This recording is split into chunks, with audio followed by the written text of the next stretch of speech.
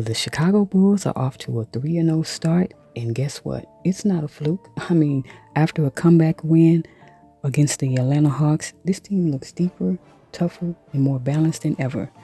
The Bulls overcame a 13-point first half deficit to stay perfect, winning 128-123 behind a monster team effort in which 8 Chicago Bulls players scored in double figures. From Ayo Dosunmu's efficient scoring to Josh Giddey's double-double and a late dagger from Vucevic, this was a complete performance from a team that's starting to find its identity early this season.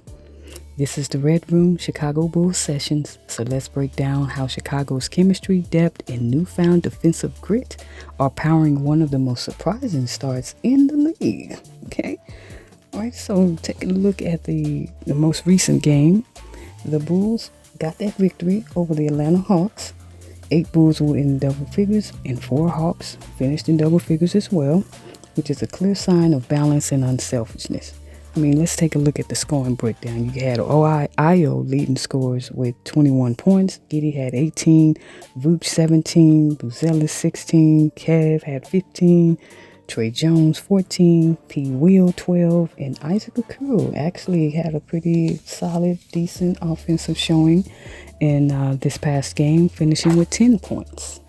So after trailing by as many as 13 points in the first half, the Bulls stormed back with a 41-31 third quarter, fueled by tempo, ball movement, and relentless energy. But late in the fourth quarter, Vucevic buried a go-ahead 3 and Josh Giddey sealed the win with 2 clutch free throws. As I stated before, Ayo led the way with 21 points and was out here shooting NBA 2K-like numbers with 70% from the field. Giddey added 18 points, 13 boards. Vucevic nearly had a triple-double with 17 points, 17 rebounds, and 9 assists. This was a win that showed poise, balance, and a growing confidence in late-game execution. Now, through the first 3 games, the Bulls bench has been the engine of their perfect start. This isn't just a next man up situation. It's like a full-blown strength in numbers identity, and they've even talked about it in this manner. So against the Magic the other night, Chicago's bench outscored their starters 58-52. And then 2 nights later against the Hawks, the second unit won the battle again, 53 points to 46. That kind of production is why Chicago has been able to withstand the absence of Kobe White and Zach Collins, who are both out with injury. And some of those key contributors off the bench, of course, have been Ayo. I mean, I felt like this would be a year that he would come out and have his best year yet, and he's gotten off to that start as expected. He's been an emotional spark plug. He scored 15 and 21 points respectively in back-to-back wins, and he is clearly thriving in that 6-man role. Now, Kevin Huerter, who was acquired in the Zach LaVine trade, has added spacing and rhythm to the second unit. He also had 15 points against the Hawks. And Pat Will, I did a little segment a few days ago about him possibly being the forgotten man, but hey, he's given some performances that have been very rememberable. Anywho, he's looked more aggressive than he's ever had in years. 12 points, 5 rebounds, and strong defense off the bench. And he's looking like he has excellent confidence, and his defense has been very nice as well. Jalen Smith quietly has been efficient, giving Bulls 16 points in 17 minutes against Orlando. And while Trey Jones is a bench player, he's starting in the absence of Kobe White. We all know, well, I don't know for certain because you never know what the lineup may look like, even with Kobe White being back in the fold, if Billy Donovan will keep Trey Jones in the starting lineup and go with more of a small ball look. Who knows what the lineup will look like.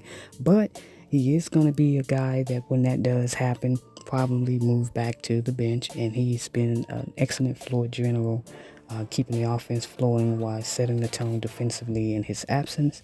And what's most impressive, however, for me has been the chemistry and the consistency. We've had a lot of players on this roster who's had issues with consistency over the years, and the first 3 games hasn't been an issue. 8 players in double figures, that's not an accident. It's a product, of deep, connected team where everyone is contributing. I want to touch on that very subject, chemistry and confidence. Early season chemistry has been the difference maker. I mean, the Bulls team is communicating, trusting the extra pass, and playing with a contagious energy. Whether it's Josh Giddey and Vucevic, they've already developed great synergy in their pick and roll. Vucevic looks more comfortable in his second year, balancing aggression and efficiency, and players like Okoro and Okoro have blended in seamlessly. Although Okoro is still finding his way, he still is, has some moments here and there. But what's standing out most is the team's balance. There's no single superstar dominating the ball. It's been a collective execution. The Bulls rank among the league's leaders in assists, efficient field goal shooting percentage through the first week, proving what team basketball still wins games.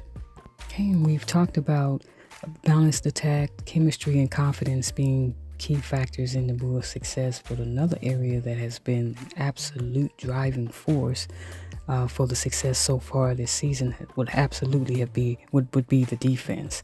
As of the 28th of the month, the Bulls boast the best defensive rating in the NBA at 100.4, a massive, and I do mean massive, leap from last year's 19th ranked defense. Their defense has been the foundation, as I stated earlier. When you think about it, looking at their numbers so far, you have defensive rating, they're sitting ranked first in the league. Opponents' points per game, they're ranked third, giving up 104.5 points per game. Opponents' field goal percentage, they're ranked first. Opponents are only shooting about 44% from the field when they run up on the Bulls. And a stunning number as it pertains to three-point shooting. Opponents' three-point shooting, they're ranked first in that they're only allowing 20% for the opponent at the three-point line this year so far. Now, granted, this is only 3 games, we know this, but it looks like the foundation is definitely being laid for this to be a team that is implementing and committed to the defensive principles of the game. Also, opponents are only getting about 21 assists per game, which is ranked second in the NBA when they go up against the Bulls. So basically, that's an indication that the Bulls are doing a solid job of closing out, contesting, because when a pass is being made, it's not automatically leading to a made basket for the opposing team, which ultimately leads to an assist. So after a down year defensively, the Bulls have rebuilt their identity through strategic roster moves, a renewed commitment and disciplined execution on the defensive end. And some of those key improvements, first of all, you go out and you get a player like Isaac Okoro, who gives the team a true lockdown perimeter defender, somebody who has that defensive mindset, who locks in defensively. And then you add it to a team that is implementing a defensive philosophy mindset. It can only help to be that type of player that has that mentality already coming onto a team that's trying to get it. Anywho, it's been a team-wide effort, as we all have seen. The rotations have been sharper, which have eliminated the easy baskets that plagued them last season. Montez Vucevic has emerged as a versatile defensive weapon, showing growth at the rim as a rim protector, as well as with his defensive awareness. And one of the main things that is surprising to me is that how physical the Bulls have been. They were not one of the better rebounding teams in the league. They were not one of the most physical teams in the league, but their physicality and rebounding has been up this year. They're not getting bullied on the glass like they did last year. Also, Giddey and Vucevic have improved their positioning and communication. They've been anchoring a much more connected defense. So when you think about the improvements that have been made from last season, if we're taking a look at a comparable number in terms of what the Bulls were ranked last season defensively. So last year, 2024-2025 season, they were ranked 19th in defensive rating with a defensive rating of 115.6. As far as what opponents scored against the Bulls last season, they scored 117 points versus 104 now. And of course, last season, the team shot 54% from the field against the Chicago Bulls, as opposed to 44.6% so far this season. It's like night and day of how this team's defensive communication, positioning, their commitment to that side of the basketball. It has definitely been contagious, because we got some folks on this team who weren't even thinking about playing defense locked in on that side of the ball. And as a fan, I'm here for it. But also, Trey Jones has been a key factor in the elevation of the Bulls defense. He's been disruptive at the point of attack. His ball pressure and quick hands force turnovers, and it ruins the offensive rhythm of the other team. He's been a versatile help defense. We already know this young man has a high basketball IQ, but his defensive IQ also allows him to read plays and rotate effectively despite being an undersized player. And he also creates transition offense. His steals and anticipation lead directly to fast break points, which is leading to the Bulls shooting a relatively good percentage, which leads to the pace of the game being increased. And with the Bulls' depth as it is now,